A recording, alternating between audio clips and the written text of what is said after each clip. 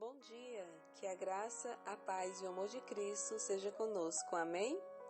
Lá em Eclesiastes, no capítulo 10, versículo 17, está escrito: Bem-aventurada tua terra, cujos príncipes comem a tempo para refazer as forças e não para bebedice. Nós já falamos sobre temperança, sobre domínio próprio, mas precisamos sempre enfatizar esse assunto na nossa vida com Deus, na minha vida com Deus. Precisamos estar sempre atentas ao domínio próprio. Se diz que quanto mais nós ouvimos de algum assunto, mais nós fixamos ele na mente. Vamos lá. A observância da temperança e regularidade em todas as coisas tem poder maravilhoso. Tem o poder de nos fazer naturalmente sermos doces e termos uma disposição suavizada do caminho da vida. Ao mesmo tempo, o poder do domínio próprio assim adquirido demonstra-se um dos mais valiosos aparelhamentos para lutarmos com ele no campo dos árduos deveres e realidades e que esperam a cada ser humano. O domínio próprio, o princípio da temperança, deve ser praticado em todos os pormenores da vida, e o domínio próprio deve ser ensinado às crianças e até certo ponto devemos fazer com que elas aprendam bem cedo a controlar seu apetite, tanto quanto for possível.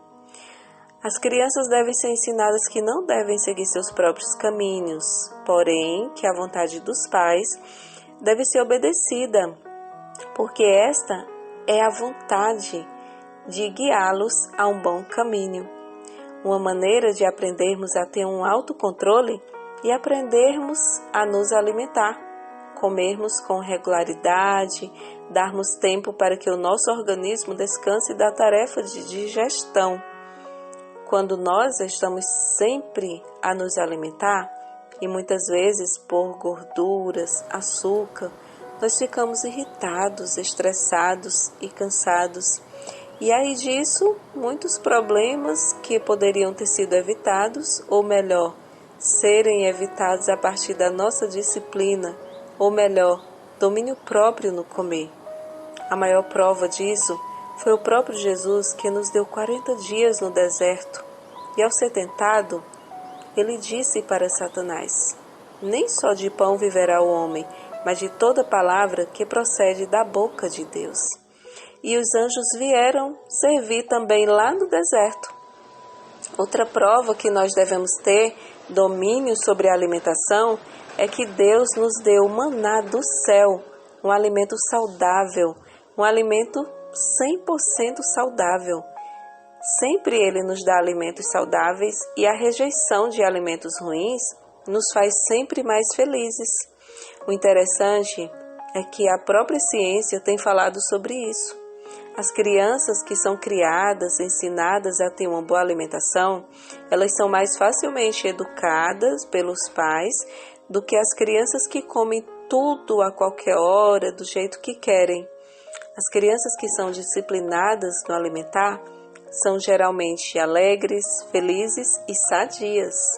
E quando uma criança rebelde, apaixonada, irritadiça, começa a aprender a ter uma alimentação saudável, ela se torna submissa, paciente, ela aprende a ter domínio próprio.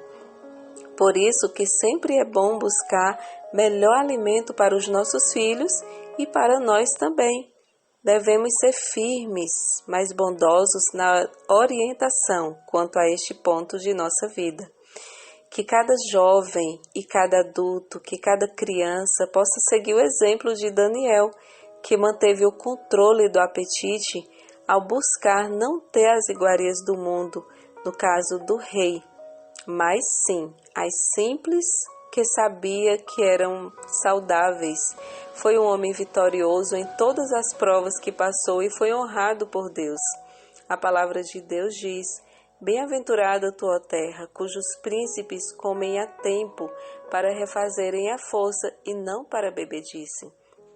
Que Deus nos abençoe e que nós possamos aprender a ter domínio próprio, porque para onde pretendemos ir, temos que já ter domínio próprio e nossa vida aqui também. Até amanhã, para o nosso próximo encontro.